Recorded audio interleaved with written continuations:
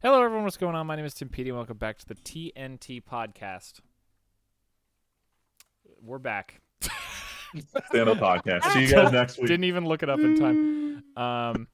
But we do have the full crew here, even though we're a week late. So on my right That's Friedman, also known as Andrew, mostly known as Friedman. and on my left. Just Tyler.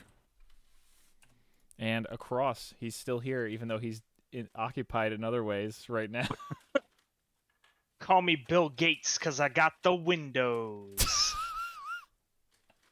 I don't know what that means. All right then, moving on. I don't know what that It's means. not very deep. I got new windows put in my apartment. Oh. Wow. I It's thought like- I reinstalled Windows Windows. OS. I thought it was because you had the game open in one monitor and the podcast notes Also in the other valid. monitor. Hey man, if that's what you want to roll with, perfectly fine. That one's not that deep. That's why I thought of it. Haha. So we got a whole bunch of news that built up and a whole lot of shows that we're gonna talk about. Shows that we only finished, because that's the new rule. I put ones that I've started, but not ones that I'm updating progress on. Okay, that's fair. But it's been a long time since we had news that was related to our two old meme topics. So Classics are back. let's talk about Magic for a second. You can excuse yourself, Tyler. Well, No, what? yeah. Yep. No, it's so we have the full set for Modern Horizons 2. It's coming out this week, I believe it's pre-release, right, Freeman? What? It's got to be soon, given that all Wizard social media is just posting shit about it. So it's soon. But so we have the full set, and this set is nuts. This is by far like I've been shitting on Magic for years. This is the best set they've printed in a while, and they just did Time Spiral Remastered. Yeah, this is like, let's take Modern Horizons 1 was a great set, honestly. Yes. This is even better. Nothing looks as broken, but so much looks good in so many formats, and there's so many cool new designs.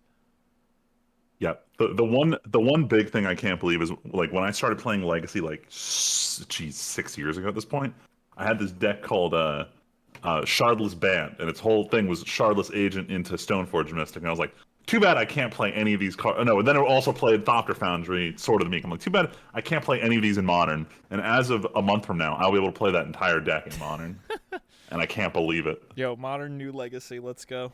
I know, right? It's just with a painful mana base. No, it's honestly, the set seems really cool. There's a lot of cool commander stuff. There's already stuff making waves in Modern. There's already people talking about stuff in Legacy, I'm sure, Vintage. There's just a lot of awesome stuff, and they have so many cool alternate arts. They have so many cool old frame things. Buying this set is going to be horrific because Saffron Olive posted his estimated value article, Friedman, and as of publishing a few hours ago, let me tell you how much a collector booster box is worth.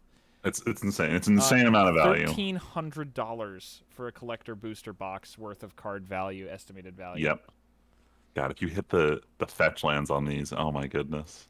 Yeah, so this set is selling for a metric ton right now. Everyone is scalping the hell out of it, but for good reason. Everything is good. Yeah. Well, it's just the same shit as usual. In 3 weeks, I make my bulk purchase. Speaking of big changes, though. Ooh, let's jump into Overdank real quick. So it was a weird couple weeks because, as we all know, Jeff left the team and Overwatch needed its new voice. And then to start promoting Overwatch 2, a game that does not yet have a release date, they started doing this big media blitz about a lot of the big changes that we're going to start seeing coming to Overwatch and what to expect with Overwatch 2. And it seemed very weird they were starting to show this off, including like the new default character skins, given that there still is no release date for this game. So it was weird they were doing this giant blitz and started buying commercial spaces. But the big thing to come out of this is that in order to work onto this new... So in addition, like the PvE mode, they do have a new PvP setup where instead of like one team pushing the payload to an endpoint, it's you're both fighting on a single point that's moving. And they found that 6v6 was hard to balance that mode around, especially with the problem that they're having with tanks and shields being either too good or completely ineffective. They've decided to change it that Overwatch PvP will be 5v5 now, and there's only going to be a single tank per team. which is an interesting spot because it allows them to make your tank more tanky than before, given that there's only one of them on a team. At the same time, people are questioning like, what does this do for brawler type characters like Roadhog? I'm gonna say that everyone's gonna hate it at first, and then everyone will just get used to it. Back in the good old days, you played one healer, 5 DPS, and you liked it. So Or 6 people- tracers. or viable comp. People will make do with Viable whatever. If it makes it easier to balance, makes it easier to balance. I don't The care. dead game I is literally, not going to be dead. I literally just want to know a release date. Like I don't care if Overwatch is a dead game. Like I want to play the PvE thing they got going on. Like I'm dying to play this. It looks fun. So just give me a fucking release date, Blizzard. Yeah, I love it. release I love date. shitting on you, but like let me give you some money. No, I'm gonna keep shitting on you. Yeah. For real. Look, Blizzard was like, I treat Blizzard the same way I treat my friends. I like openly shit on them, but deep down inside, I kind of support them. Wow. Aw. Except I Aw. think it's, yeah, Yeah, it's I think that's a good it's called analogy to go with. Stockholm syndrome. Damn. It's You called know, Stockholm syndrome. it's an abusive relationship, and none of us know any better. I mean, I don't. All right, hold up. So I'm gonna say no. I don't have that relationship with Overwatch because an interesting thing happened last week, and I apologize if my friend who this happened to is listening, but knowing you don't listen to this podcast, so I'm not really that sorry. But what happened was he and I had played Counter-Strike Go for forever, and I had dropped off. And for the longest time, it was all about like improving your skill rank and being like best in NA, which of course I never got even close to. But he and the rest of our friends got pretty high up there. But at a certain point, it stopped being about the game and started being about skins and gambling on skins and collecting knife skins and all the expensive skins. And then last week, my friend's Steam account got hacked, and all the shit got traded away, and he lost like $4,000 in skins. And I told him like that sucks. He's like, yeah, I know. Now I'm retired from Counter Strike. I look at him like, what do you mean you're retired from Counter Strike? Like you don't need skins to play the game. Like you can still try to become best in NA. He's like, no, you don't get it. I don't have any skins. I'm retired. And I sat there. I'm like, if Overwatch 2 deleted all my skins from the current game when it comes out, like I'd still want to play Overwatch 2 for the gameplay. So at that moment, I knew, no, I'm not Stockholm to this game like some people are to other games. You know, people get married to their stuff, man. I mean, not They gonna lie, really, if I got locked out of my Fate Grand Order account, I probably wouldn't open a new one. Well, the yeah, point that's playing because that it game would without cost you waifus? another $2,000. Right? I can't take that kind of financial investment. Anyway, hopefully there's more news about Overwatch. Again, it was really weird they had this giant media blitz. Now they're dead fucking silent without a release date again. But I'm waiting for news. Let's move on. Let's move on to Um, another ancient property. Like Jeez. Overwatch. All right. God. This was supposed to be a filler item when we were going to do the podcast last week, but it's been so long that I don't remember anything announced.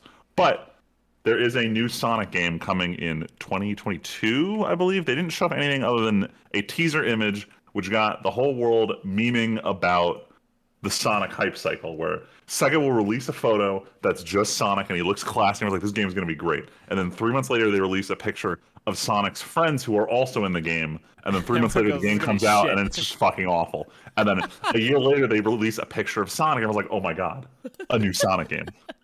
So we're currently at the beginning of the hype cycle before they reveal which of his friends are going to be in this game. I think. Wow. I Sounds think kind of that's like it. WoW I think expansions. Not to spoil something we're going to talk about later. Well, let's say, does anyone actually still play Sonic? Like, actually? Dude, it's- with how I well that movie played- did. What was the one where it was like Sonic and Sonic Classic were both in the same game? Oh, God, I know. Sonic Generations? Thank That was you. the last one I played. Yeah. Yeah, that was a great one. That was really good. Just the fact I Although did that hear Sonic good Mania things was about it. also very good. I've heard good things about it, but I just wasn't free at the time when it came out. Yeah, worth a play, man. It was like some of it was classic Sonic. The way that they did that game was like you had like 2 acts per level, right? And the first one was like classic Sonic, and then the second half of the level was like a new interesting mechanic that is new to the Sonic franchise. It was kind of cool. I liked it. Gotcha. It felt very refreshing. It's always hit or miss with Sonic. I remember as a kid I loved the Sonic Adventure games, and then I played the Sonic games on Wii, and they sucked because they tried to be like an on rails 3D, which was just awful. And then actually, it's weird. I tried going back playing Sonic Adventure 2 and it came out on Steam, and I was just like, I don't remember this game being this awful. Let me load up the GameCube version and see if it's better. I'm like, oh no, it's exactly the same. Sonic Team is actually Game Freak in disguise. Look, hold on. For a Dreamcast game, it was great. For a modern day game, maybe not so much. Yeah, some of them didn't age well, but some of them were, you know. Let's be real. I Sonic still will 06. never believe how Sonic Adventure 1 got praise. Like playing through that game, like when Sonic Adventure 2 came out, Sonic Adventure 1 was already just a dumpster of a game. Like yeah. Oh yeah. I don't know, because it's like that was kind of like the Sonic's first foray into that space. it was. You can't. But like the It's problem like- is, and I'll bring up the classic comparison. Compare it to like Mario 64. I feel like Fine. gameplay that's- wise, Mario 64 still holds up. Like when we're playing the DS game, the DS version which Pretty looked fire. better, but it was still a good game. Sonic Adventure 1, it's not an issue of graphics. That game just handles like anus. But Sonic Adventure 2? I guess pretty. Ooh, It's pretty fire! crisp. Still pretty crisp. Crisp. I wonder how much of the entire Sonic franchise just held up by people like Sonic Adventure 2. People like no, Sonic I'll 1, tell you what. Sonic 2, Sonic 3, and Sonic Adventure 2. And that's Sonic the franchise. Adventure 2 is really the The man. You know, Sonic Yeah. fans, y'all don't know what's good. No. Sonic don't know Adventure. what's good. Sonic Adventure 2 had the best gameplay. It had the most fire soundtrack. Oh my It was- god, everything Crush 40 does is Is it- phenomenal. I feel like on one of Donkey's videos or something, he used a clip where a guy at IGN is like, "Sonic was never good," and like multiple Yes. clips of people be like, "Sonic was never good. Sonic is That's not a why good everyone's always franchise." disappointed with Sonic, because it's never been good, but we all are in this illusion that Sonic is going to be great. I wonder if that just because they just so consistently set the bar so low that like when even a mediocre Sonic comes out, we're all like, all right, this is pretty good. Damn. Like this isn't complete garbage. You know, that Game Freak analogy is starting to ring true a little bit. A little bit. All right, let's stop shitting on Sonic. Yeah, Sonic is fine sometimes. Let's once again talk about the Switch Pro. Oh But- god, literally, like I feel like for 5 years this has been an ongoing open It's topic. literally been every 2 months. Bloomberg Japan releases an article indicating that the Switch Pro is going to come out and that they have a very legitimate source. But it's been the same source every single time, and he's always wrong. So I don't know why we keep pushing articles. Now there's the new theory that they're going to announce it at E3 next week. I keep Also forgetting for holiday E3's next release. week. Why But, like, is Nintendo gonna be at E3? They're gonna do their classic they're- like minor thing. they're doing their Their treehouse. Treehouse. There you go. They're doing it like I think first day. Okay. All right. But like the problem is everyone's so excited for a Switch Pro, and all I can do is think about the new Nintendo 3DS, where it was the most pointless shit imaginable because Nintendo didn't want to commit to making everyone play shit on the new 3DS, so that everything had to be 3DS compliant. And this wasn't in the era of PS Pro upgrades where you could download a patch to make it run better on a game. Everyone just made 3DS games and said, that's it. If you have the new 3DS, whatever. You can play Kid Icarus, Uprising, and that's it. That's the only game that needs this. So my question is with the Switch Pro. Is the same thing going to happen a second time? It sounds kind of like it. Probably because everybody keeps giving them their money, and I mean- nothing's gonna change. At this point, I mean, fuck it, just come out with the Switch 2. Yeah. Like we're coming up on 5 years of Nintendo Switch already. Hold on, Honestly, don't you mean the Switch U? Well, yeah, The yeah. Switch that U. one. The Yeah, Switch yeah. U. We can do Nah, the what was Switch it? U. So Nah, it's like no. The best line in who came with it? Was it Fabio? The Super Switch.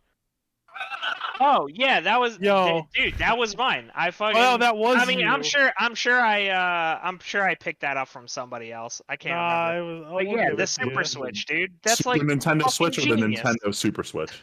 Yeah, No, just the Super Switch. yeah. Like But you this know, now shit writes he's itself. Actually, writes fucking itself. Nintendo. Like, I know it's gotta be the new Switch U. I Yeah. always loved the speculation on the new consoles. Like first it was going to be, don't worry, the Nintendo 128 is going to be a great console. And then it was, oh, the GameCube. Its next one's definitely going to be like the Game Sphere or the Game Pyramid or something along those lines. The And every Game Game Sphere, Sphere. dude. It's spherical. It's spherical. Anyway, mean- anytime people guess what the next Nintendo console is going to be, it never is. True, because Honestly- Nintendo in their meetings for their fucking console design, it's just a bunch of fucking heroin and cocaine and like hookers. I'll And they still just Honestly, spitball at a fucking whiteboard. I will still just never get over the concept of the Nintendo 2DS. It still blows my mind to What do this you day. mean? Yo, that's fine. Yo, I think there's nothing wrong with that. I Yo, think From it's like a fine. marketing honestly- standpoint. Honestly, I mean, listen, if I'm a release new poor Switch? kid, if I'm poor, I'm like, yo, I'm buying this cheaper option. Literally, the only reason to want a Switch Pro is if every Nintendo game includes a patch that goes from 720p to 1080, and that would be So- the big selling point. So what you're saying is it's never going to happen, and what's the point? Yes. So if Nintendo's not going to be, so like a hypothetical scenario, Switch Pro comes out tomorrow. It supports 1080p, handheld and console, or sorry, and docked. If Nintendo doesn't patch their games and it says, oh well, third parties can do it, congratulations. Who cares? None of the games worth owning a Switch for will support the Pro in a Ah, meaningful maybe way. Witcher 3 will run slightly better on a Switch now. Oh, how can I forget the one game we all bought the Switch for? Yeah, Witcher 3. Hey, You know- hey, you know what? No. There's a legitimate thing here because YouTube bought that fucking Monster Hunter game, that Damn. Monster Hunter Rise. Hold on, I didn't buy it yet. I'm waiting for the PC release. Oh, I forgot that you didn't actually pull the It trigger was and just Aiden bought it. me. It was just I me. keep my ideals. I won't pay for Switch Online. Yeah. It's still a good. It's a good game. No, I know it's a good game. That's why. I That's want- why I I'm want anxiously awaiting it. That's I why he want to wants play make with my PC. hunting buddy Friedman. I know our duo hunts were legendary. Dude. All right. Speaking of Switch, Anything more on Switch Pro? I want to keep it in Nintendo land. let's stay in Nintendo. All right. So, when was Well, it? we When did don't this talk happen? It about was. the stripper Mario meme. I don't like that. Listeners, go look up the Stripper Mario meme, so No. we don't have to talk about it. Yeah, please. But this is it's that time of the week where I shit on Game Freak. So, Pokemon is getting ready for their Q4 into Q1 releases. We got Diamond and Pearl already confirmed for November, and then we finally got Pokemon Legends Arceus, which previously didn't have release date. Now they're confirming Q1. I think it's in January of next year. But the concerning thing that bothers me is the only bit of detail that was given out is here. This is the box art. This is the only thing we've gotten since the original reveal trailers, and now they're up for pre-order, which is deeply concerning. We've seen nothing about these games, and especially Legends Arceus looked like anus when we first saw it, and we've heard nothing about an update to it. Yo, you That's said not gonna be a good game. you said they're both from Game Freak, right? So they're not. Alright, it's- Diamond, Oh. Sonic Team. or Diamond and Pearl. Team. God damn Shit. it.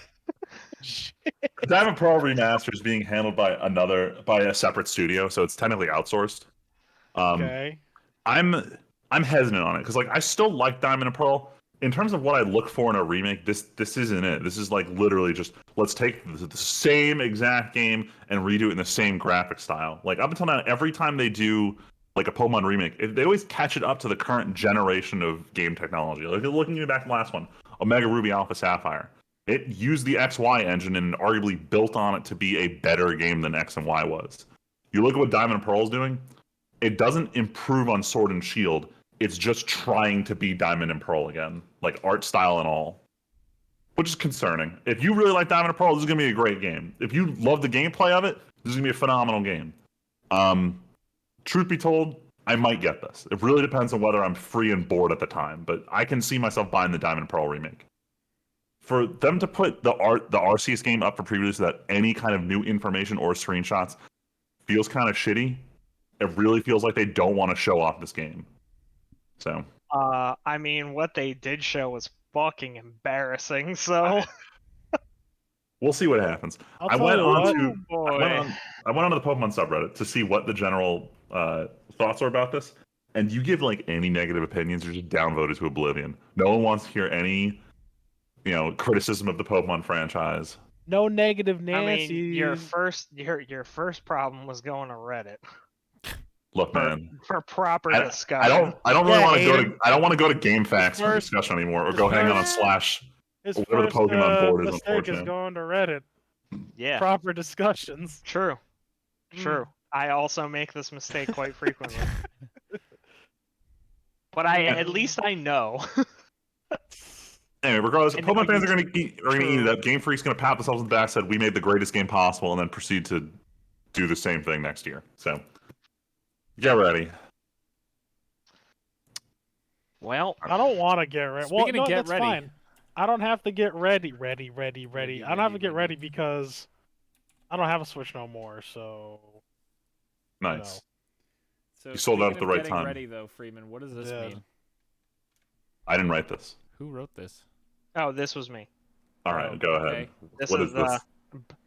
Burning Crusade. Oh, okay.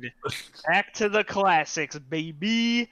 The Dark Portal opened on June 1st, and we all stormed through it like it was 15 years ago. But unlike 15 years ago, we were prepared this time, and this entire phase has been beaten in 2 days. incredible. The EU Guild progress in 2 days made it from level 60 to 70 and then cleared all of the raid content. Are they still So playing, that's or are it. they already done? Oh, of course they're still playing. This is only phase 1, man. This is phase 1. We still gotta beat. We gotta Still beat. staggering content releases. Yep. Oh So- my Oh, goodness. god. We have Karazhan, Magtheridon's Lair out right now, and Words that only Yeah. mean anything to WoW people. yeah, that's fine. I mean, if you're in the know, you're in the No, know. I know. Karazhan being the greatest raid that Blizzard has ever made ever. Whoa. But yeah, Would they Luigi agree with that? I don't know. 100% Okay. guaranteed Luigi would agree that Karazhan is if not the best raid, it's at least top 3. I gotta write this down and ask him on Thursday. I was gonna say we gotta find out from the source That's fine, because man. he's too busy He'll playing back retail me up. WoW right now to to join Aiden playing Burning Crusade. What a monster. Yeah, the Actually, he's not busy playing. According to him, it's just they're in this lull right now because there's just no content. So then what are they? What is he Yes. doing? Oh, their guild's on hiatus or something. So then why the So, fuck is he in here? We should get him in here. Oh, because he switched to playing a D&D game on his WoW nights. Oh, right. Okay. Yeah. that is That's much the more other reasonable. thing about this Burning Crusade release. Mm. The expansion for Classic WoW has come out before the first content patch of Shadowlands, Whoops. which we still don't know when that's happening. Ooh. We have no idea when 9.1 is coming out, and Shadowlands as an expansion has not changed in 8 months, Wow. which is It's really the worst no updates. the worst content drought in WoW's history, Damn. which is really bringing into question what the fuck are you doing? It brings back the question of our original topic, Blizzard. What the fuck? are Blizzard, you what the doing? fuck? So Aiden, What we the talked fuck about is this? we obviously we talked about this a couple times off podcast. Do you think there is legitimately a chance where there is a shocking amount of effort being switched over to finishing Burning Crusade and starting to lay the groundwork for Wrath Classic? Well, so Obviously, it so the shouldn't thing is, stop the there's- like. It's not the only thing at all. I'm just saying like, Classic seems like it's been doing okay, especially with Burning Classic having been announced and opening the door for Wrath Classic to come next. Yeah, it's at this point. I mean, the entire community is like almost convinced that they're gonna do Wrath Classic, because like you already set the stage. Like, there's no way they're gonna stop now because, I mean, like, Classic has been a huge success. Could you imagine how much people would get hype if they literally just like all they had to do was re-upload the fucking Wrath of the Lich King trailer, and people would go nuts. They wouldn't even have to change anything. Yes, Shit. the best trailer ever. It's fucking amazing. Arthas is awesome. I can't wait to kill him again. And then they just need to stop. Again. And then they just need to stop. Yeah, we also talked about this, but Cataclysm yeah. Classic is just gonna kill Classic. So you think they should just stop on top? They should stop on top. Wrath of the Lich King is the point in the game's history where they had the most subscribers. It was the most fleshed out story. It had the coolest raid bosses. And I thought they shoot they Wrath numbers. They ain't gonna stop. Well, so here's a bold question. Go ahead. But it wasn't consistent. Like, the resubscribe count got really high, and we were almost to that level, but then it just went back off a sheer cliff again. All right, Aiden, here's a bold question, because obviously Blizzard still wants to monetize in the future. Mm-hmm. Is there a chance that Wrath of the Lich King starts getting... If they did Wrath Classic, is there a point where they start introducing new Wrath content? It seems unlikely, but at the same time, if Classic is earning money and they recognize that they will lose more by going to Cataclysm, do they push more into Wrath? This has been a conversation since Classic, like since Vanilla Classic. And so there's the three potential routes, which one of them we can already get rid of because that first route was just we stay at Classic. Right, base and Classic. They don't do any expansions and yada yada. So then that leaves either they keep doing Classic remakes or they do a Classic Plus of one of the expansions. Which Wrath would probably be the one that they would want to do it in. That's why I'm saying that seems like the offshoot from the top again. Like, hey, imagine if we could run back everything post-Wrath and start fresh from the top. Could we stay higher for longer? Yeah, I feel like it would cause a pretty big schism in the community if they did that. Which, I mean, it's hard to say, right? Because Classic like RuneScape did that. Did they where really? Like they have, RuneScape. Yeah, there's separate updates for Classic and old real. school RuneScape has content that is not in RuneScape 3. Whoa, cool. So I mean, like, it's not like they can't get away with that. It's just like, and I feel like Blizzard is too stubborn to admit that they would want to do that because that means that their current content is a failure. Which why does it mean that? And I mean, like, RuneScape probably doesn't see the new stuff as a failure if they do both.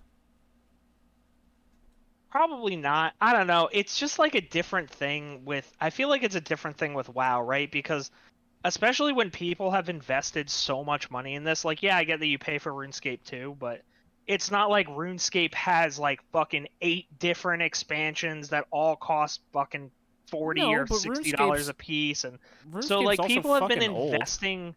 Yeah, but people have been investing a lot into this game over a very long period of time, and they want the story to continue forward. And them kind of jumping back to old content and being like, "Hey, there's new stuff here now that you should come and play," but it's like, well, but I want the new stuff. I just feel like retail. This conversation has to have already been had multiple times at Blizzard as soon as they decided to do Burning Crusade. Like, there is no way that this hasn't come up a million times in boardrooms over at Blizzard. This has to have happened, right? Someone over there plays I'm not RuneScape. certain, just because they were so hesitant about Classic in the first place. No, I know, but as soon as they decided to go forward, I'm saying, to Burning, like Aiden said, there was originally the thought, like, I would have been in the camp of it's just going to be basic Classic. But once them commas started hitting their bank accounts, they're like, yo, yeah, maybe we should keep doing this. Like, And like, but and now and well, the other thing is that they've already introduced like. So the other thing with Burning Crusade, which nobody is happy about, is that they added a portal pass. So there Which are What now? changes. you can buy a deluxe edition and whatever, and you get like a mount that wasn't in the Burning Crusade. You get a special Hearthstone that's modeled after the Dark Portal, and you get a character boost to 58. So So are these things that they've aren't all, available in retail? That are I mean, exclusive to Well, they I Classic? think it's more that they weren't back available in the Burning Burning. Crusade. These were not things like they didn't have a Right. transaction shop yet. So That came into I think that came in during Cataclysm. while they're available earlier in Classic, they are still also in retail. Is my question. The cash shop is in retail, yeah. I mean the actual items themselves that are available. No. All right, so we already got unique content. Yeah, kinda. I mean, there's a similar I mean, is modeled that one. content? I mean, I'd argue it Eh, opens the doors for them to just start doing things differently. Oh, sure. But I'm So saying like then that's I still not. think that's as far as they're going to take the monetization. They're going to just do like the whole. Well, they're going to be egregious about it. I can assure you. Because I believe the consensus in Classic was we're not going to do any microtransaction store stuff, and then like the Burning Crusade comes out, and they're like, here, look at all these microtransaction things that you can do. Also, if you want to copy a character forward to the Burning Crusade, it costs $35. From Classic? Yes. Oh So my Classic servers are now God. completely separated from the Burning Crusade. So you can pick a character to be ported over to the Burning Crusade, but that character's copy on Classic will cease to exist. Oh my God. If you want to copy it over and carry on with the same character in TBC, but still have the Classic character, you can't do that unless you pay $35. So like, So Blizzard treats it creepy. like purchasing an account in the next game, but it just happens to be identical to the one you're playing in. I see what they're doing. Yeah, exactly. It's kind of like a little collector's thing. But yeah, that pissed a lot of people off. I'm not a big fan of it, but it's like Okay, I've got to ask the people are serious gonna do question it now. Is there a person who wants to play characters in each of the different expansions? for sure, 100%. There's still people. There's still people doing next, and like the content from the last thing. There's people that never moved forward to TBC. Granted, most of them did. The vast majority of people move forward to TBC, but there are those people that are still playing Classic. And I'm sure they do have their characters ported to TBC. Gotcha. Those would be the exception more than the rule, but I think it's ridiculous. But here I am But here paying you are for a playing 15-year-old literally game. right So now. yeah, I mean, it is what it's my fucking it's my curse, man. I got infected a long time ago. It really is so funny how Luigi is so anti-classic, and he's the other person we know who is so into it, and he's just like, nah, fuck it. See, but at least Classic, I have things to do. Well, yeah, I can't obviously I he's on can't do hold right anything now. else in retail. There's no new content. Like, there's nothing for me to do. And it's like I would rather play this all over again than go back to retail because retail is so soulless compared to this. So I actually Is it asked really? Luigi about this weekend about why he doesn't want to play Classic, and for him, he loves WoW for the storyline. He just wants to see it move forward. He doesn't want to replay it. Essentially, is what he said. And that's fair. And I mean, he's kind of an example of what I was saying. Like, Of people who pay for retail. yeah, he wouldn't want to come back and play like a Wrath Plus, but Well, it's so that's the hard to thing. say. What if there was like an offshoot thing where it was like, ooh, alternate universe or something at the end of Wrath Plus? I don't know. I mean, if he already doesn't want to come back to play this content, why would he come back for that? Well, no, I'm saying if we Doesn't go mean it down would into the still be world enough. of new content. Yeah, but like you have to still play through all the old, presumably. I mean, I'm not Oh, sure. 100% sure how this would work, but you would presumably have to play through all of this old content to get to the new stuff again. No, totally, I get that. I'm just And saying, boy, like, let me tell you, leveling is unfriendly. Yeah, we're killing boars in the woods, man. Classic WoW was not very well laid out. Like, there were not enough quests to do. You had to grind a lot. It was super easy for you to die. TBC got a little bit better, but like you still got to go through all that old shit. And it's like, how long? Hold on, let's see. I've played. It's been about. I'm level 66. I've probably put in like 30 or 40 hours to get 6 levels. And I've got another 4 to go before I can even think about doing end-game content. However, I actually don't mind this because I'm taking part in the world, you know? Like, I see other people questing. I'm like, hey, you want to go bang out these quests or something? You want to go do a ramps run or fucking slave pens or whatever? We could do a dungeon, do some dungeon quests. And it's like, I talk to people instead of just pressing a button, going silently through a piss poor, easy as fuck dungeon and getting like my weekly currency. It's just not. Uh, it just feels so much more alive to play this than retail, cool. and that is my take on it. But obviously, it's not hard like we thought it was. Just like classic, we like we're just way better at playing games now. We've got all of our spreadsheets and years of theory crafting underneath our belts, so. But it's still like What do you mean? They you would totally beat it think in 2 coming days. That back. was just luck. You would think coming back to an old game, like or to like old content, would be boring. But and I thought that way too for a long time because the way that every expansion that comes out, they make it easier and easier to level to max level, obviously.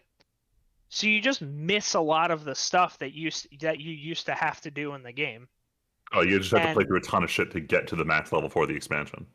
yeah, so like they would just make it go way faster. Instead of having to go through every zone in the expansion, you'd only have to go through like one, maybe 1.5.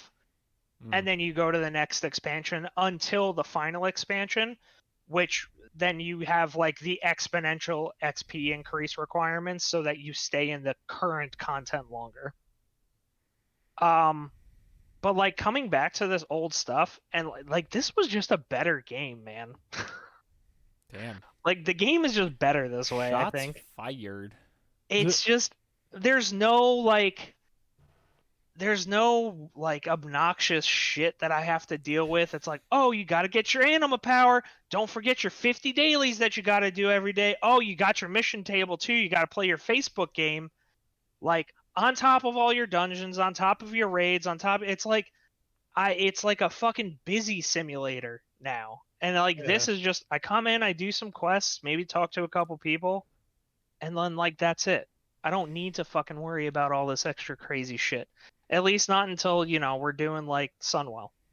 Then I need to come in with like 50 different pots and, do like 5,000 fucking DPS and we all wipe on Muru 100,000 times. But, that's beside the point. Anyways, yeah, Burning Crusade, it's a good game. Sorry for taking up so much of your time. No, It's no, okay. you're fine. It saves us from having to do our scheduled trip too quickly to pass over the seas. Because Yeah. because we specifically go there just for the Weeb shit. Sorry, it's so annoying. I have to turn off the noise suppressor on Discord every time I want to use the soundboard. I gotta find a better solution. But we're here for the part that everyone dislikes but me. Let's talk about dumb Weeb shit that doesn't matter. First and foremost, I need to talk about it because I just finished watching Wonder Egg Priority, and I'll get to the full review later tonight. But the big thing to come out of this, and I've talked about in previous episodes, is that the last episode didn't get to air because they fucked up the schedule. Cloverworks bit off more than they could chew last season. They fucked up Promise Neverland season 2. They did a mediocre job with Hormia, and they just couldn't get Wonder Egg Priority out the door.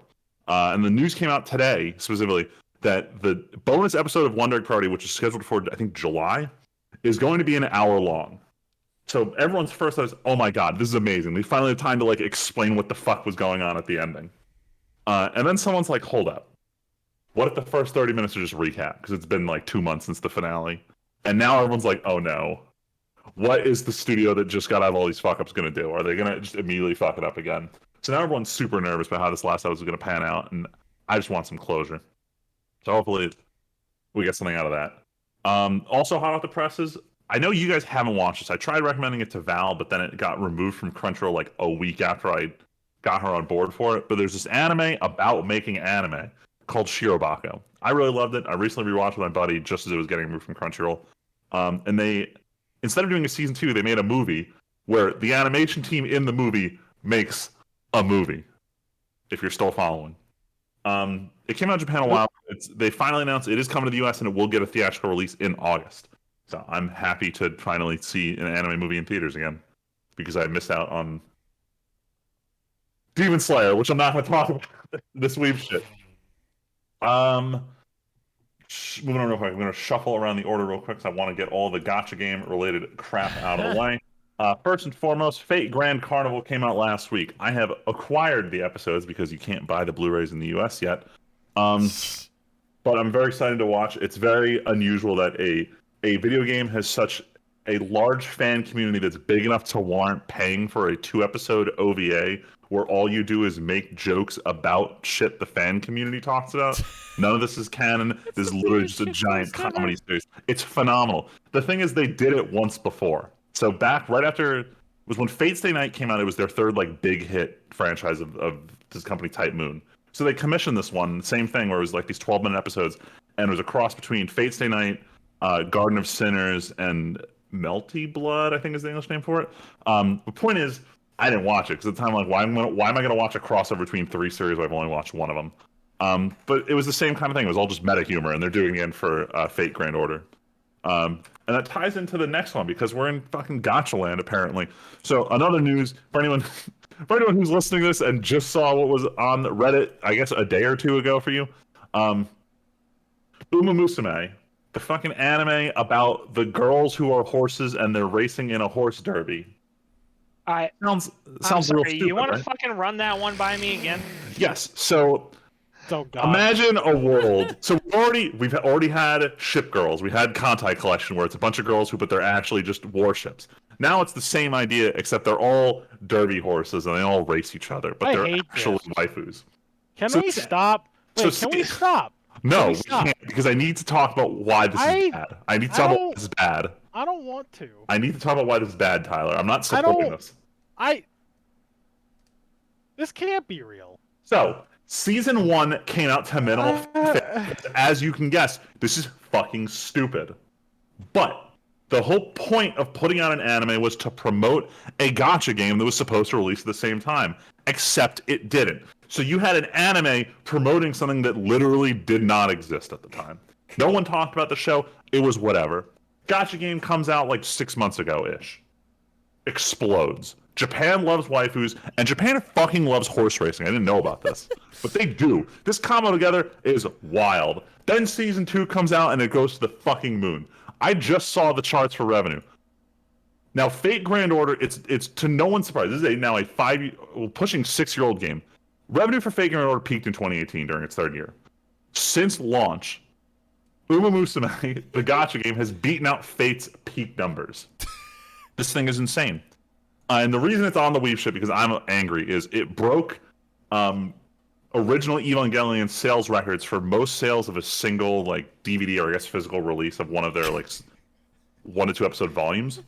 But here's the part that gets me angry. I was like, there's no way season 2 of this garbage anime was good enough to warrant being the most sold anime DVD/Blu-ray of all time. What's the deal? And of course, this Blu-ray has a code that you can use in the gacha game, and then that's it. It's like, how do we get whales to buy the DVDs? And it's just like slap some gacha in it. So There it is.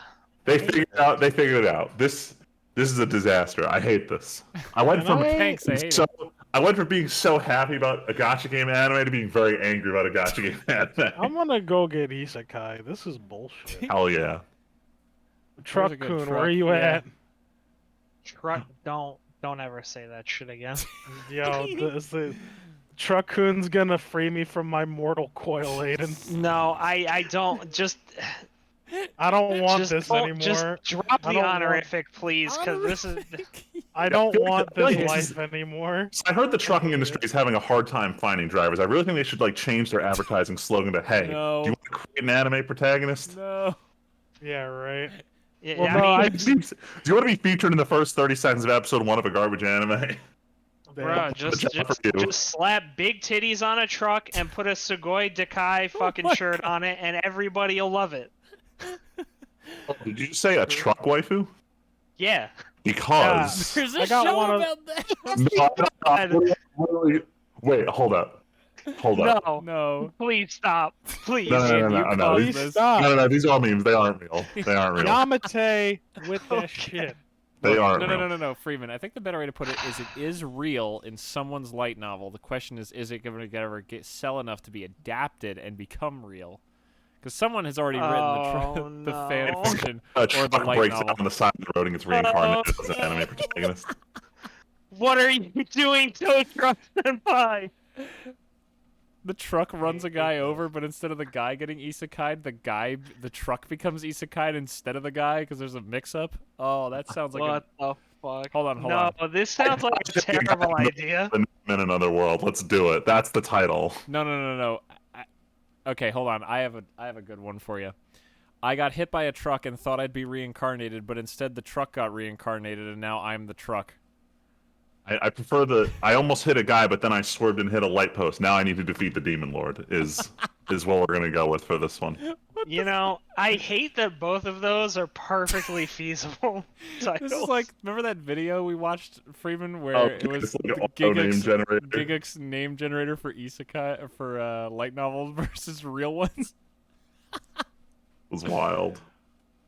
Hey, I did we hate ever all watch of that one this. with you? I know we watched it. Me, Freeman, and like Luigi and Tyler watched it, but I'm do pretty you- sure Tyler was there for it, but Yeah, I was there. I am unaware. Oh, I that was would there almost for be that worth garbage. watching after this. That was it so was one of funny. Giga's better videos this year.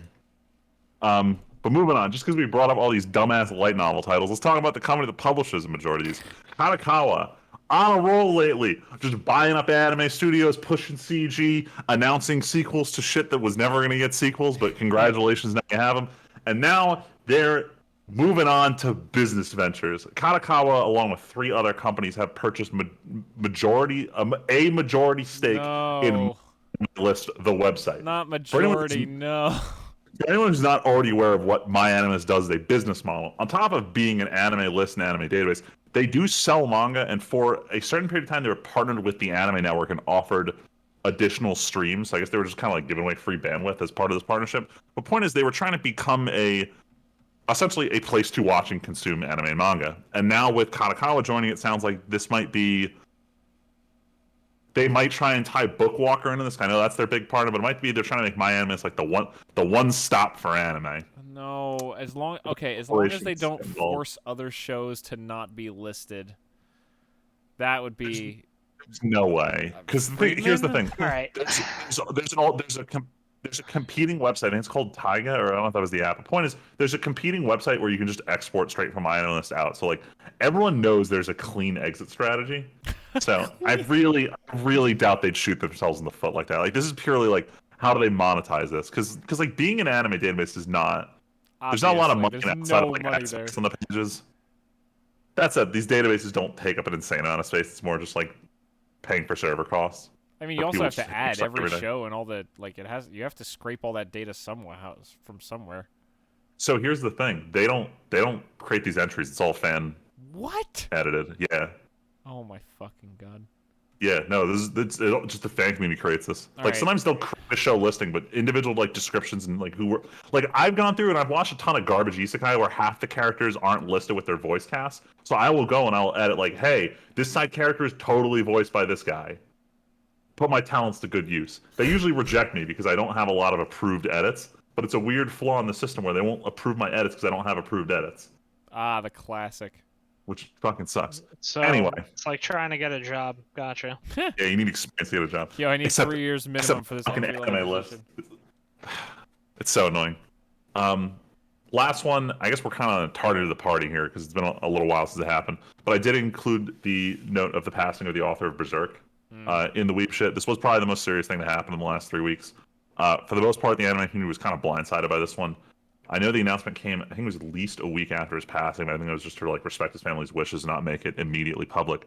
But as far as I know, a ton of people are now getting into Berserk.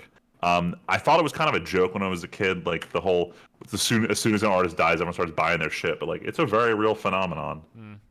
And it's weird to see it happen. I even reached out and I got Tyler to send me his I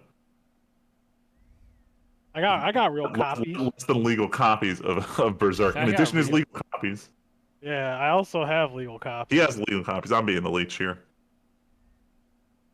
I will. I'm I will like start reading actually it soon. upset though. Like, man, I got nothing to say because I'm sad about it. I know it's like, been a minute. Has there been any further word on like what the plan for Berserk itself is, or no? Is it still not? Still You not just have to sure? assume that it's done unless they state otherwise. But there hasn't been anything said about it. Well, I mean, yeah, it's kind of like the Game of Thrones thing, where like George R. R. Martin has said, like, hey, there's a story in place. Like, I'm Yeah, just we've been upset because naming like, him Nope. talking for like 6 years now. It Like, feels wh- weird to have it happen to another author. mhm. where it end like where the last chapter that he wrote, like it was in the middle of an arc where we were literally getting all like we knew we were getting all but one payoff. Like literally everything that we had been like waiting for up to this point, like Guts's journey, like and with the party that he accrued and doing all this stuff, it's like we finally got there. We're learning all of this stuff and like certain things that had been playing up from the beginning, we're finally learning about or like we're confronting and it's we got one thing that everybody wanted and I guess at least we got that one thing. But like for the rest of it though, we're never gonna know, and that's like the most depressing part. Mhm. That Because sucks. like objectively, like I've read a lot of stuff, I think. Like a lot of stuff that is considered good. And I wanna say like Berserk is one of those things that like is just so like it's definitely one of those like exceptions. Like it is hailed as like a great piece of writing and art like for a reason. And it super sucks that we're not gonna see the end of that. And like if we do, like I'm probably gonna question it and be like, well, was this Kentaro Miura's like Was it really his actual vision? yeah, was it his vision for this ending or like is it This is how just he would like have done it. their interpretation, right? Like so like I don't know. Like if they did and like for example, like if it turns out to be like a good ending, like I don't believe that for a second. I don't believe that this story would ever get a happy ending, even though I think Guts Deserves it. uh, Guts deserves, in my opinion, there could be a back and forth with this like forever, but like you know if he ever got a like you know if this ended well like in a happy way, I don't believe for a second that that's how it would go, but you know listeners, if you feel different or if you have any comments on that, please put that in the comments. Be great.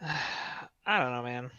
There are many great pieces of art that have gone unfinished, but that doesn't detract from what they were. True. I still highly encourage. That is true. That being said, I don't believe any. This should discourage anyone from reading it. If you're into like epic fantasy that like is super hard, like it's super hardcore. Like there's a lot of violence in it and like very disturbing images. But if you can get past all that kind of like jarring stuff, it has an incredible story with incredible characters. That's my soapbox. Thanks for coming to my TED Talk.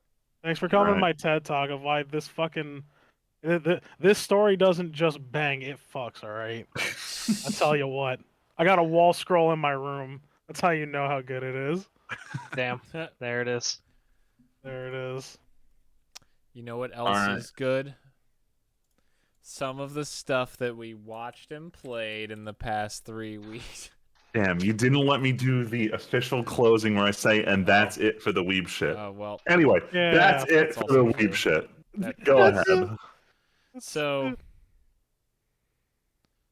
um, so yeah, there's a lot of good shows that we watched, and then there's Fate Zero that we finished. What do you want to talk about first? I just swerved into Fate Zero just to fuck around, but yeah, we watched Fate Zero. We've been working on it for a while. I as should our put that down as I watched it again. Yes, you should. Pump up those numbers. So we yeah, as a group, at our Thursday night anime that was me, Freeman, Luigi, and Val, we started watching Fate Zero, and then Tyler started showing up, and then Leslie occasionally showed up, and the main group has now finished Fate Zero. Like, yeah, and then for some I people, know I again, said it was. Look, I said yeah. For you two, it was again. For me, Val, and Luigi, we'd never seen it before. I threw out I'm what actually I- gonna score this. I'm definitely gonna score this. as Kind of fucked. It was definitely 7 worthy. okay. 7. That's better. Yeah, than I had to definitely lower my score, especially because when I first saw it, I'd already experienced Fate. So as a prequel, it added on everything I wanted to know. But I realized as a standalone, it's not as good as I thought it was. So for the viewers at home, Freeman and Tyler have both seen other Fate stuff. Me, Val, and Luigi were literally introduced to Fate with an hour-long lecture from Friedman, and then this show. In my defense, most people are introduced to no, Fate with an Freeman, hour-long lecture. It's not Yes. an insult to you. It was just funny. So there's 2 seasons of this, or they count as 2 seasons. I gave the first season a 7 out of 10 on my anime list, and this one was gonna be an 8 out of 10. And then, man, that last episode and a half. Nah, I'm rating this shit a 5 for the first. What? Wow. Wait, for the first? Yeah, for the first season, yeah, bro. Woof. No, I thought it was as much as Nah, I that bitched shit about was people not hella dying. average. Oh wow, Freeman. Oh, I hear him. I don't give a shit. What? No, damn, just Tyler throwing out these numbers. The way you It's fine. started. Everyone's entitled to an opinion. I still Yeah, think it you was can say- fun. Even if I it's wasn't- fucking wrong. I wasn't even 100% sure you guys would like Fate. Like, I threw it out there because I was on my 3rd show in a row where members of our group didn't like it because fan service was too apparent. So I went through my list and I found what are the only shows I have above a 7 that don't have an ounce of fan service in them, and the one with the highest score was Fate. Yeah.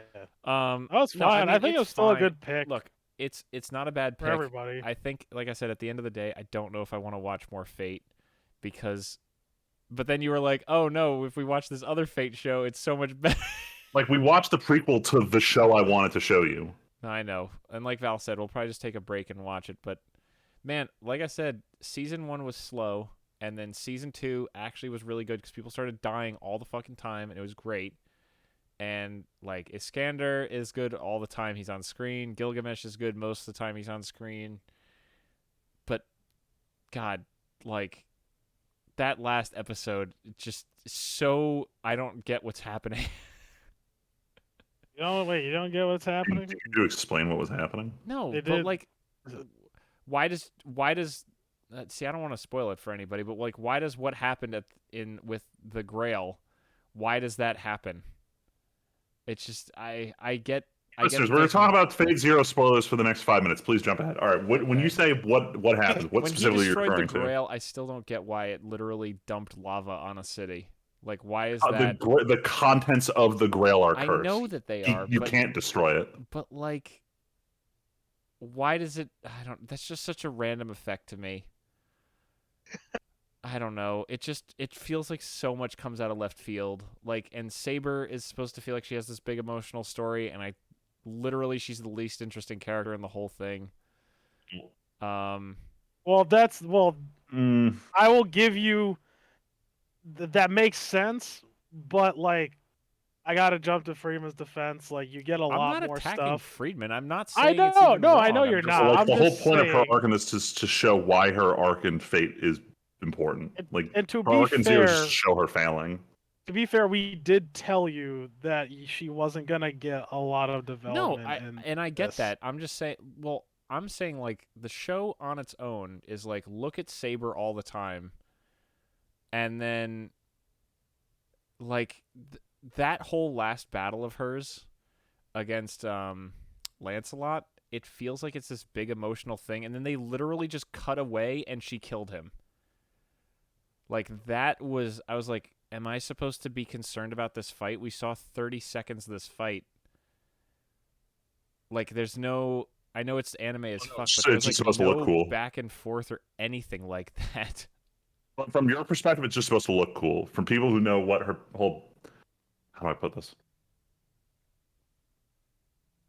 To have to deal with everything like Gilgamesh said about how her just shitty way of running the country, and then just to see her knights devolve into hatred is just kind of, in her eyes, it's like a slap to the face. It's not what she wanted to see or feel. She wanted to be kind of validated in how she was a king, and seeing like one of her most trusted knights against her See, but was even that supposed to be feels weird emotionally because like devastating. built in, like I don't know. I feel like with the whole class system, like they established. I know that you said that like some people can't be certain classes, but I feel like and like I said on Sunday, anybody's gonna get fucked up if they're summoned as Berserker.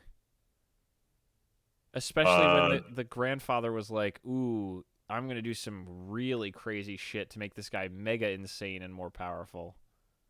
Again, but it's just that Saber wanted a win, and finally her last opponent to win the Grail War turns out to be one of her loyal followers. No, and I get that as a character that messes her up, but I feel like I would think she would at least recognize that, like, hey, we're literally like summoned versions of ourselves with other magic wrapped around us. Like, we're kind of not. It's not a total 1-to-1 ratio thing.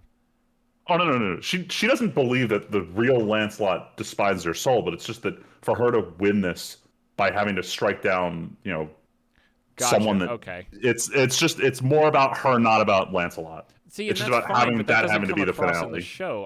I didn't get that. That's why I said it. I didn't get the impression. Oh no, At I didn't all get that it either. It took a lot of like reading discussions and character dissections to truly get like what the hell was going on with her in that arc, All right, so and why does Gigok's it tie into video Fate Stay Night. about how do you get into Fate is still relevant to this day. And Fate is a lot, so maybe we'll try more Fate in the future. Again, UBW is it. That's where you guys get off. I want you I to understand. eventually enjoy that because it's a good 24 We episode will. ride. And realistically, we could have jumped right into Unlimited Blade Works without Zero, but I feel that it was Zero's a better intro than the hour-long intro of UBW. I get it. You know what is also a great ride? Castlevania Season 4 was a wonderful ride. Talk about a Oh fucking yeah. banger of a show, dude. Like, Listeners, if you haven't watched this show yet, what are you doing with Yeah, your dude, life? unsubscribe. Don't like this. Dislike this video. Go open your Netflix. No, look. Yeah, Unclick come that back. bell. Right. Even with Come back joking, if you Fucking want. unsubscribe, dude. Yeah, do it. I don't give a fuck. no, like Jesus. Go watch it. we've talked about over the years. God, can you believe that we like started this podcast when Castlevania season? We were doing this podcast when season 1 came out. Were we? We were doing it before we moved to Ohio, Freeman, and it came out when we were in Ohio.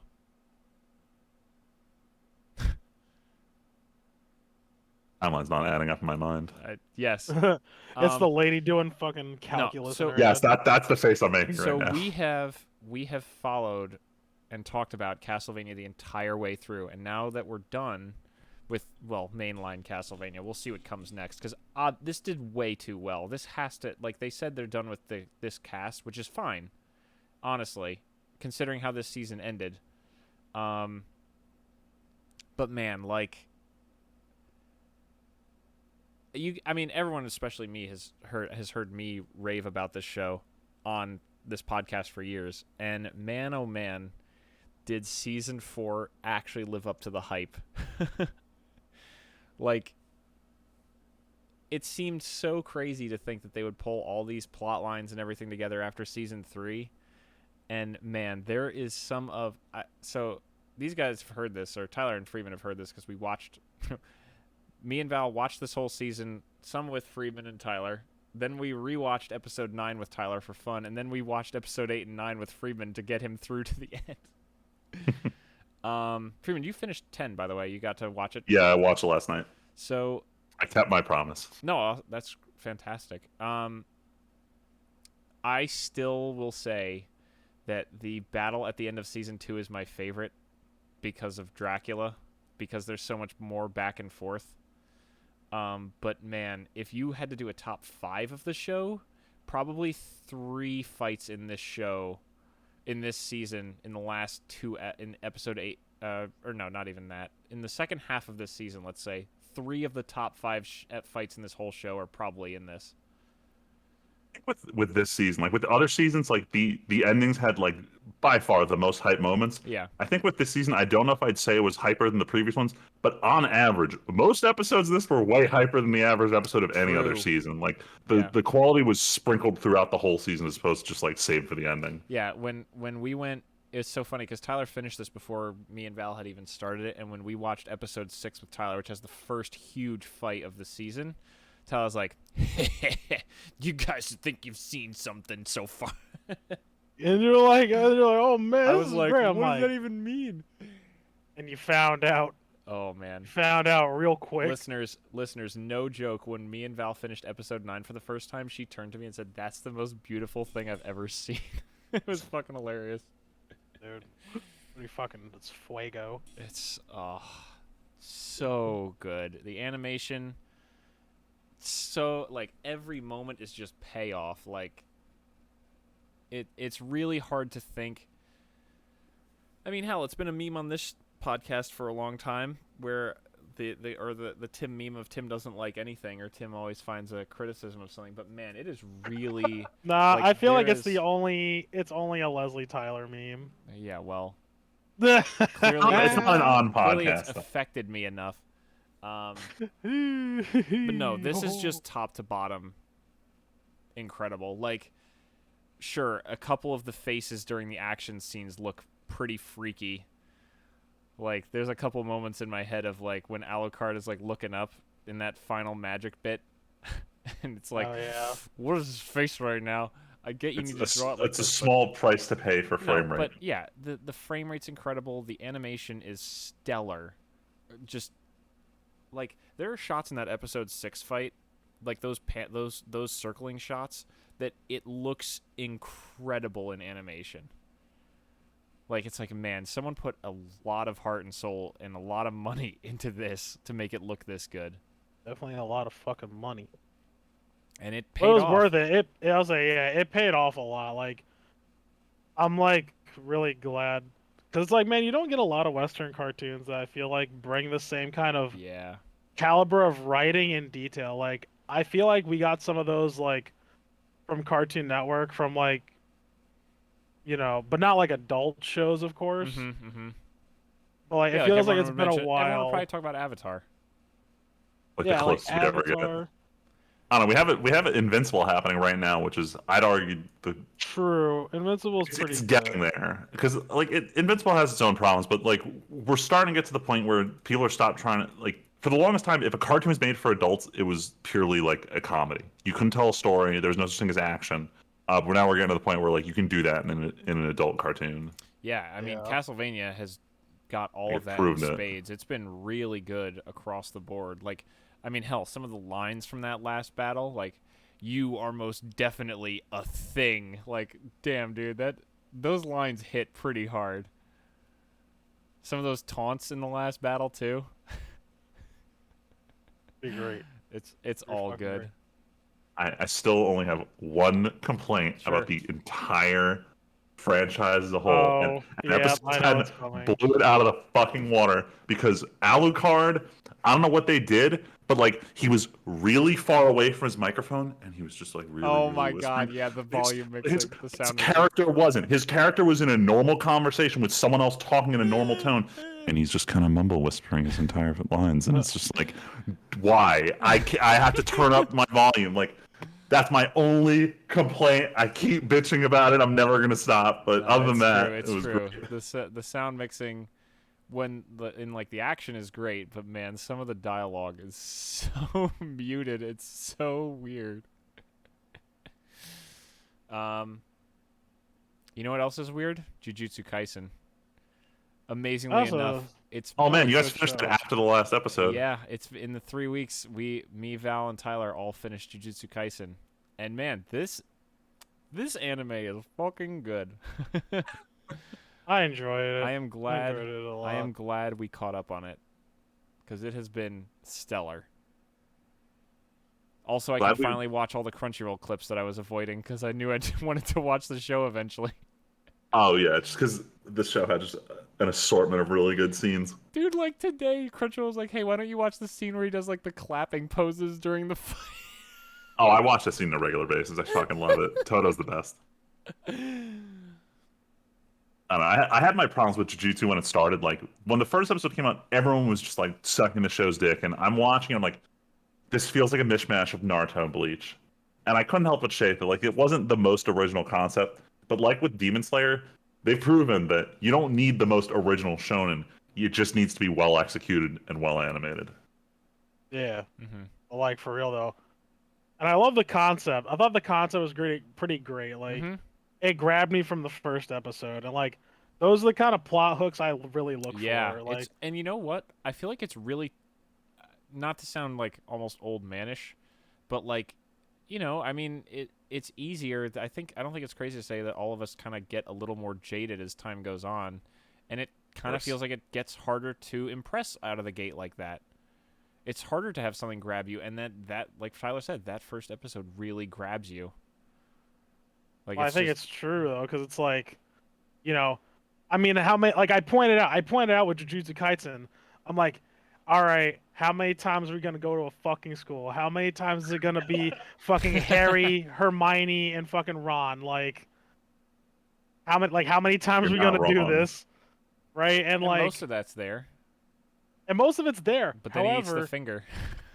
and then he eats the finger, and I'm like, okay. And then not only just the finger, but the ultimatum that he is given. And not even just that, like, and the fact that it doesn't even stop there, right? Wait, when there's more. Right, but wait, there's more. And then when he makes his pact, like, the rules change Mm-hmm. forever. And, like, and that makes you interested in, like, okay, well, how is this going to play out? Like, because this seriously seems like it's going to not be in his favor, and it totally isn't. Well, at the same time, it's like, like, are they able to pass off this, what they want to do, which is which is a high risk, high reward, because they Mhm. don't know if he's gonna blow up at any time. Mm-hmm. But if he does succeed, and they like, they do what they want to do, then like, more power to it. But then the more we go on, the more difficult everything becomes, and the more dire it is. And like, instead of like, artificially doing it, kind of like how Dragon Ball Z does it, right? Or any other show where it's like, oh, we're gonna add power creep. And it's like, oh, we saved the world. Oh no, Cell, he just got powerful. What do we do? Time to train. Vegeta could blow up planets in the fucking Saiyan arc, and like, I mean, like, fucking, it actually has Gurren Lagann scaling. I go on a Yeah. short DBZ power level tangent here. Okay. So I was watching one of these YouTubers who just like covers a lot of DBZ content, and he had a video about why Boo is a bad villain. And it was the same problem I had, was coming out of the Cell arc. The thing that made Cell unique was that like you had to destroy all of him or he would regenerate. It was the unique thing that Oh. gave Cell a power in a show where your power is just punching harder. Like you had to have something unique about you. And when Majin Buu came around and he had the same gimmick, the whole we can't Yeah. we can't really defeat him unless we defeat all of them. It wasn't unique and it didn't make him special. And it also has to do with the fact that DBZ's power system isn't really that, expansive. It's just strength. It's not Nen. It's not stands. There's no gimmick to it. I forgot where I was going with this. The point is, these other shows have different systems that are able to help stem creep because creativity is a big part of how strong a character is. And on top of that, you have the ultimate, most power crept character from episode 1 who's still in universal knowledge as like the strongest dude around. Mm. So they've already set up their ceiling. I will say, I do hope Sekuna shows up a little more in season 2. I know there were lots of reasons why he didn't show up a ton near the end, but considering it's a 24 episode anime that we watched, and it felt like for the last 10 episodes he ever since he said I won't heal that kid at the school, he didn't really show up or say or do anything. And I just don't want to lose that little bit of unique thing. I recognize that it's really hard to write around that because he is so powerful. Trust me, it's going to be like this. So the thing is, the whole Sukuna concept is literally the nine-tailed fox from Naruto. And in that one, he shows up in episode 1, he shows up in episode 50, and then he shows up in episode 110. And then he's a core part of the plot when you get to Shippuden. But he's always this behind the scenes yo, he's really fucking strong. We'll deal with that later kind of thing. But just to give you an idea, I'm trying to figure out what arc the anime ended on. We did the brothers, the Cursed Brothers. The Cursed training arc versus. I'm not saying he has to even come up as a major. No, sorry. I'm just trying to figure out what arc is which without reading the. I just want to see him poke his face out of his cheek one time. That's literally all we got last was him going fuck you, I'm not going to heal. Okay, so the anime covered the first 64 chapters, and there are currently 150 out. So it only covered 1/3 of the series. So we still got more room to go. By the way, was season 2... There's an arc called... Actually, I'm not even going to read the title. It's a mega spoiler, but yes, he will be making an appearance in a future arc. No, like I said, I'm sure he will. Like I said, it was the one thing was near the end. I was like, we really haven't seen him in a while. Yeah. What was the last thing I was going to say? I can't even remember if season 2 officially got confirmed. So we're getting a movie. Oh, right. It's kind of hard to explain. Movie for fucking. Yes, but here's the part that gets a little wonky because I had to ask my buddy for clarification on this. The next arc is a flashback arc, but the prequel is way before when the flashback will take place. Oh my god! So we're gonna get this movie flashback, then a baby flashback. Well, it's gonna chronologically flow together. We'll watch the prequel movie, and then the next arc will cover what happens after the prequel. And then we'll finally gonna get to new content. That kind of sucks. I don't know, man. All the I don't know what the prequel stuff covers, but the flashback arc is all just Gojo. Yeah, I know. The good and that's shit. cool. But I also like best plot boy. progression. Like Luigi and WoW. I kind of like the idea of having plot progression. Yo, I don't know. I just want to see Gojo do cool stuff. Hot take. My friend from New Zealand doesn't like Gojo. Doesn't think he's best boy. Oh, that's a little weird. What? Yeah. He's like, yo, I don't like him. He's a doofus. Yeah, it's wonderful. I'm Yeah, like, that's why we like him. That's the point. Imagine if who the fuck do Goku you wasn't stupid, but he was still goofy. Yeah, if You he mean wasn't, if he Vegeta? wasn't, Yeah, he's a better character. No. Vegeta is not goofy like Adult Gojo. Gohan. He is. He's gone through some character development and does some pretty doofy shit sometimes. True. Like a Battle of Gods, he's fucking dancing for Beerus so that he doesn't blow up the planet. That's still that's doing a goofy thing, but not being goofy about it. Gojo would laugh and dance and be like, ah ha ha, and then he'd be like, I didn't actually have to dance for you at all, but I just did it for fun. That just sounds I don't know if it's dub only, but Vegeta had some honestly really good quips in Super. Vegeta's a better character. I'm not saying Vegeta's a bad character. I'm just saying it's not much of a comparison. No, he's nowhere near as funny, but he definitely inched slightly closer in Super. Sure. No, not comparable. I'm just I'm trying to justify my Jesus piece purchase. Yeah, that's fair. I understand. All right, I'm going to talk about one more show. I don't think I talked about it last time. Freeman, do you remember if I talked about Appare Ranman? You did not, because you started it pretty recently. Okay. So I binge watched this show. It's only 13 episodes, Appare Ranman. It's I remember as a kid I saw Around the World in 80 Days or whatever that fuck, I got to look up the movie name. Hold on. Is Wait, it is this not? the Wacky Racers show? Yes. Okay. All right, so no joke. There is a comedy from 1965 that I saw as a kid. Those Magnificent Men in Their Flying Machines. It is a dumb name. It has one of the catchiest songs I've ever heard at the beginning of a movie. I haven't listened to it in probably 15 years, and I still know half the words. My dad showed me this as a kid, and ever since then, I loved the concept of like the big race kind of thing. You know, like Around the World in 80 Days, or Death Race. I mean, I never watched Death Race because that's like stupid racing, but Oh, it's pretty stupid racing. It's but- literally wacky racing, but people die. look, I like Jeez. I like the concept of the whole like look at me, we're racing for days kind of thing. Appare Ranman is pretty simple, and honestly, my biggest gripe about the show is it's too short. Like they literally cram way too much in, and no one gets a ton of development in any real slow ways. It's like, oh look, this character had a very obvious moment, and they developed. Ooh, but it's a cool cast of characters. The opening and ending both hit hard. They are both on my anime bangers playlist, which is very rare for shows. And overall, it's just a really fun time. Like, it's cool to see this quirky old tech, kind of like a little more steampunky version of the old.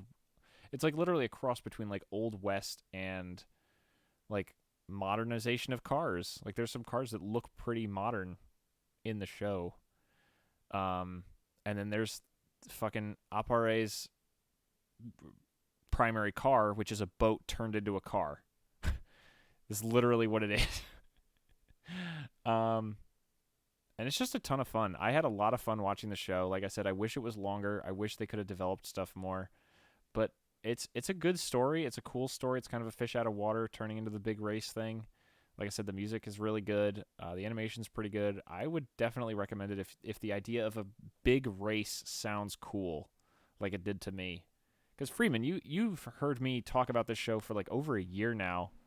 Yeah, I you've been was talking always- wanting to watch it for like forever. For a long time, I've been like, I really want to watch Appare Ranman, and I just never got around to it because it's on Funimation, and I always forgot Freeman's login for the Funimation account. But yeah, if that sounds interesting to you, definitely give it the time of day and give it a watch. There's not a lot of shows like this that are like the big race, and not a lot of like kind of Wild West settings. Like there's gun kata characters in this show. That should be a selling point to some people. There's even a samurai who cuts a bullet in half, and it's totally Hell in yeah. character and makes sense. Actually, not makes sense, but like it seems reasonable in the world for that to happen, and it's really cool. It like every character kind of has their own unique fighting style and everything. It's a really fun time, and I recommend it.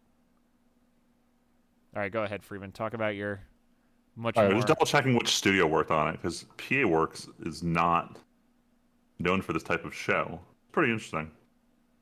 Ironically enough, they did the fucking Derby Girl anime. Anyway, onto no, I'm not even gonna say onto real shows. This is a depressing list of shit I'm about to talk about right now. First of all, two shows I finished: One Direct Priority, which I alluded to earlier. It desperately needed a last episode. It felt like it just kind of abruptly ended out of nowhere with no explanation of what any of the show was about. Luckily, you're getting it.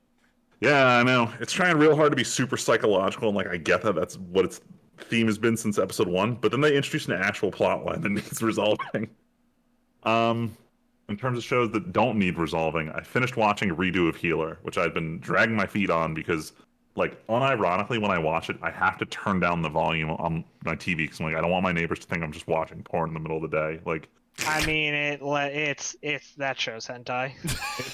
Honestly, it is. Like, Yeah. for a while, like the sex scenes were very plot relevant, and then starting on episode 8 or 9, it started being like they'll have a sex scene that's relevant to the plot, and then he'll just have an orgy with his harem like twice an episode in addition to the plot, and it's just like, okay, I understand what you're doing. Oops, sounds Um, like bad writing. I mean, it kind of was, but let's be real here. There's a reason people were watching this. And it's Because this, it's it's this, hentai. it's the same Yeah. reason I watched the first 3 episodes. But like once it stopped like doing things unique, like they had a couple. Like I'm not gonna go around like praising rape scenes, but the way he got the character to be creative with them, I will say, okay, the author knew what he was doing, but at the same time, the anime had to tone down everything because what the author wrote was way too extreme for television. So because of the watered down versions, none of his revenge plot lines were all that unique, and it felt like I watched the same story 3 times in the span of like 7 episodes. So all in all, like I, if someone wants to understand what the shock value is, you can watch the first 2 episodes and get it, and you can walk away and not have to waste any more of your time. And I'd highly recommend going that route because Redo of Healer was not that good. But on to new shows that I'm watching. So now that the previous season of just bangers ended, my Wednesday anime group needed something else to watch besides Hero Academia. So I'm like, oh, like we saw the first 2 seasons of Is It Wrong to Try to Pick Up Girls in a Dungeon? Let's try out season 3. Let's see if it's getting better because they've already basically confirmed to season 4. Like this is their new we want to milk this like SAO type franchise. So we're watching season 3 now. And it's definitely suffering more and more from the problem where like these are books with a lot of exposition and they don't animate any of the exposition. They just kind of throw you into a scene and be like, we're not gonna like it was like we have to go to the twentieth level of this dungeon, and then the book will have 3 pages like explaining the history of why the 20th level is so important, who's died on it, why it's a big monumental thing for adventurers to reach the 20th floor. The anime will go, we need to go to the 20th floor. Someone will gulp, and then it'll cut to them on the 20th floor. So there's a lot of context that's just like missing from shit, and it's really annoying that I have to like. Usually it's okay. It's not okay. It's if there are certain shows where I'll watch an episode and then I'll immediately go to the discussion threads to be like, what did I miss from the light novels? Like Sword Art Online was that way. There was a lot they cut in Alicization that was actually really important, and I'm pissed they cut it because they just wanted no character to have any narration.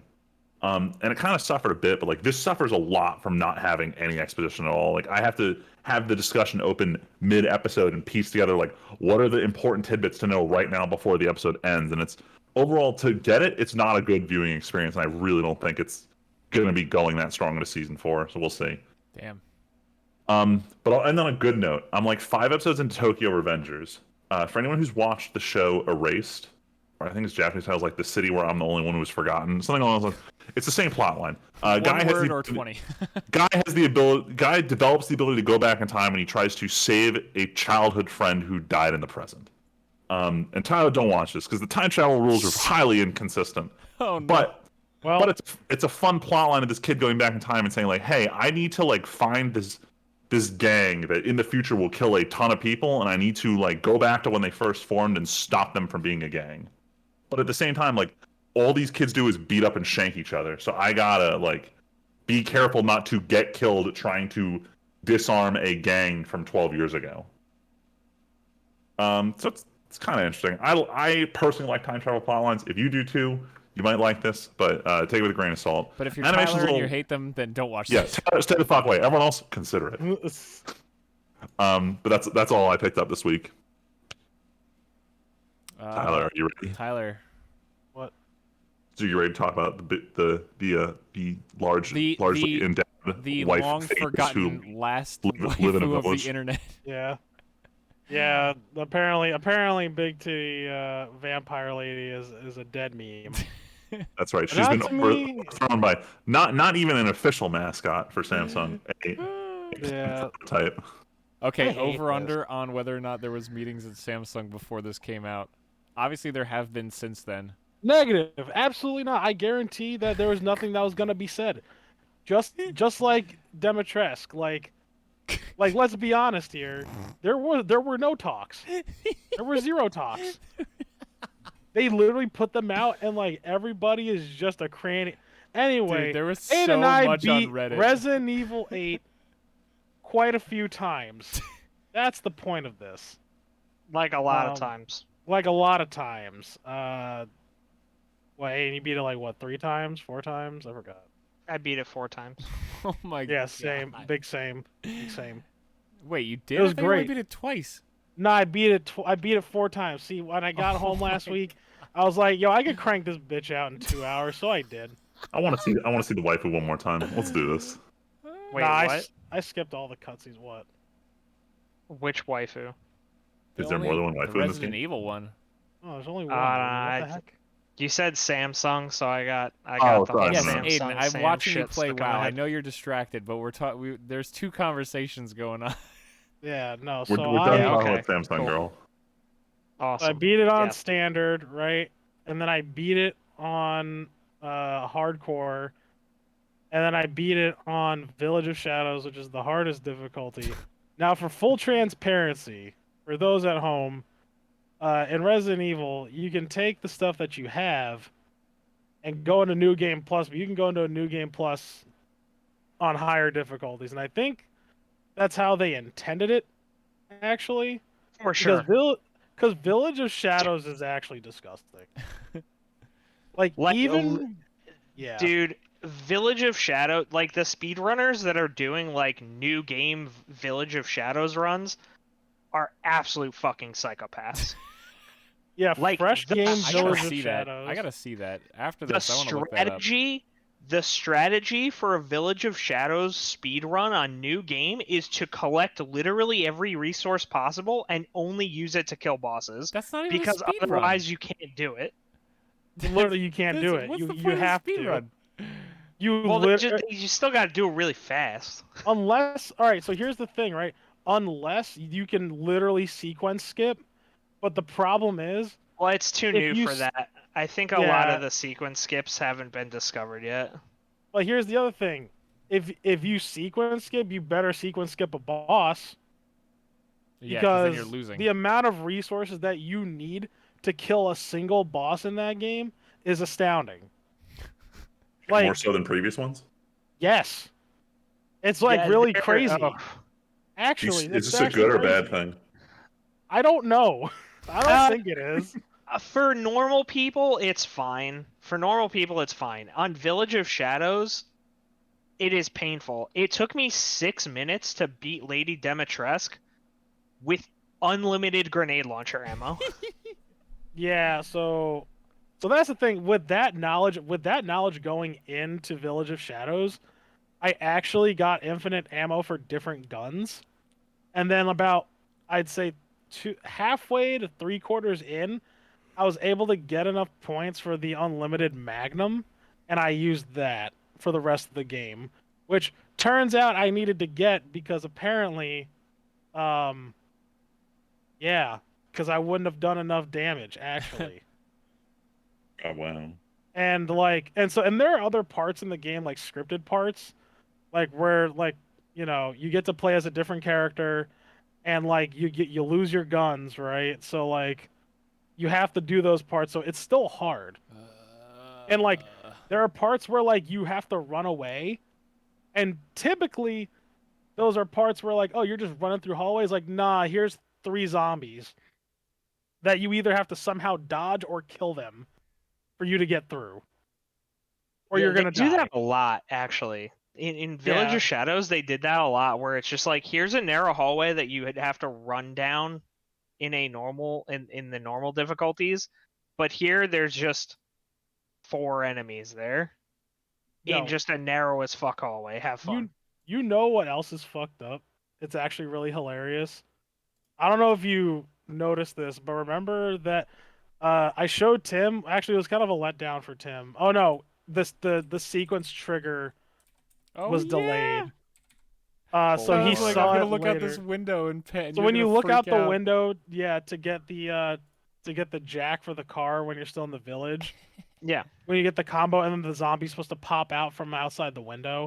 Uh-huh. It didn't happen. It never happened with Tim. I was like, oh, you want to get this Tyler's shit? like, you're gonna jump. You're gonna Wow. freak out with this in a second. And then I'm like, what? What? And he's like, what the hell? The guy didn't show up at the window. Yeah, Rip. I was pissed.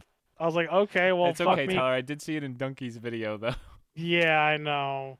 And then in Village of Shadows, though, I'm like, oh, I guess they got rid of that because whatever. Then you walk outside and there's literally a legion of these freaking Oh like yeah, you were like, this is a lot.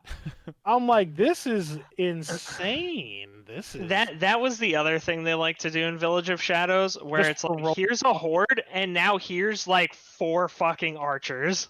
yeah. Oh yeah, I remember And they Tyler laser was. beam you. I remember Tyler was crossing a bridge when I was watching him that day, and he's like, "Wait, what the hell? Why are there archers guarding this bridge? There weren't archers here before." Yup. Yep. Village of Shadows, everybody. Yeah. So us playing this game multiple times, I think, is a review in itself. I like it. That was I pretty also good. like it. 4 out of 10. Honestly, all right, this is gonna be a bold statement. A bold statement. Okay. But this is probably gonna be my Resident. Actually, like we memed about Resident Evil 4 2. This is gonna be my Resident Evil 4 2. I think I'm gonna play through it at least once a year. I see it happening. Ah, shit. I ah, literally see this shit. happening. Now that's a fucking review. That's a that's a review if I've ever given one. Now, I'm assuming, well, you do new game, right? On Resident Evil 4? You don't have like a recurring save that you go back to? I do both. It honestly depends on what I'm feeling, but I do have a recurring save. But if I'm feeling Okay. fresh, I'll be like, yeah, I'll start a new game. Gotcha. I'll kill it inside like If you want to 8 be a little hours. salty.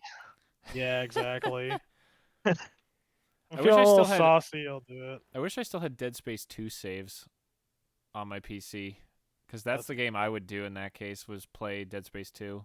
The thing that sucks though is you can't play that on the hardest difficulty with New Game Plus. So I really want to play Dead Space 2, mm-hmm. but there is a bug Oh, with a door in the very beginning of the game that I cannot walk through. wait, what? Like ever? No, You've the door never opens. played The Dead Space animation, 2? no, the animation for the door opens. My character can physically not walk through it. Wait, What? I'm so Whoa. And confused. it is just a bug with my PC version of Dead Space 2 that I have never been able Have to you figure tried out. it more than once? Yes, I have tried on What? multiple occasions. It's always the same fucking door. Oh my god. And you tried it on your new. You tried it. I'm assuming you played I've this for tried your it Titan. across different configurations. I've tried it on like different graphics cards, on different graphic shit. settings. I a different door. Fuck. It's the only fucking door. It's the go forward door. So you've never beaten Dead Space 2? I mean, no. Well, no, I haven't actually, Holy shit. That's because like... I didn't have an Xbox to play it. Oh So my I bought it on God. PC, and then I was just never allowed Did you to try play. buying the different versions? Like, because I know it's on... I think it's on Steam and on Origin. No, I only have the one version All of right, it. Aiden, I'm going to Venmo you the money this second to try buying the other version, because... Don't do that's- that, because No. if it doesn't work, I'm gonna be. I don't care. I'm gonna fucking feel Aiden, really You bad. don't understand. I Dead love Space Persona 2... 4. Dead Space 2 is my Resident Evil 4.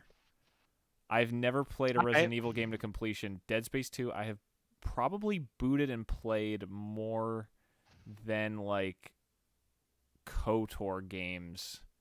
Like, it is in the top 5 of games I've completed X times. It's the game that, like you're saying, Tyler plays Resident Evil 4 like once a year. I'll play Dead Space 2 once a year. Like I said, Alright. it's literally the same thing for me. That's how big it is to me as this. I for mean, this game. I will play it if it. It just let me play the game, EA.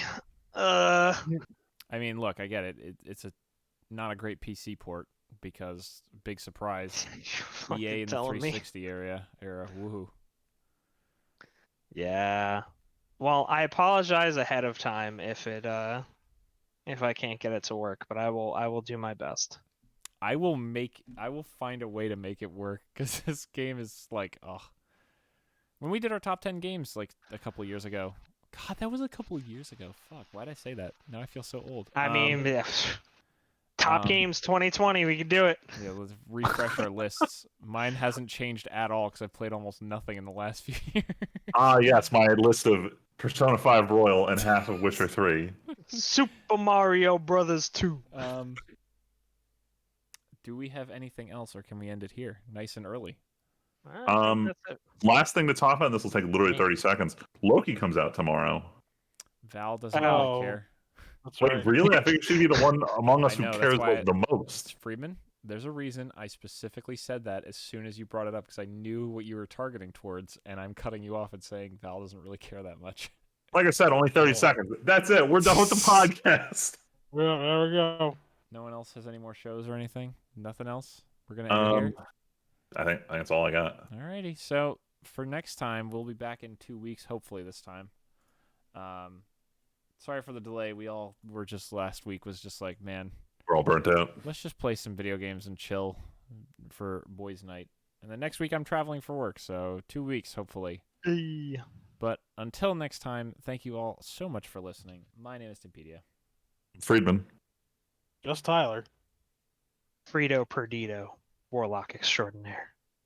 Jesus. For those who don't get it, that's his name of his Burning Crusade character that I've been watching him play the whole podcast. It roughly that was- translates that was to a lot. pan-fried destruction. Oh my god. Sounds delicious. Thanks for watching, Absolutely. everybody. We'll catch you next time.